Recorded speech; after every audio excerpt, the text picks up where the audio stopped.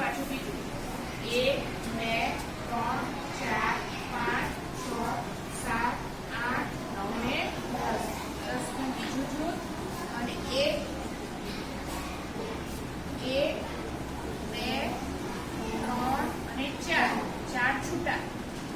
4 છૂટા એટલે 20 4 24 20 4 24 તો અહીંયા આપણે એને શબ્દોમાં લખીશું 24 પછી આ 2 છે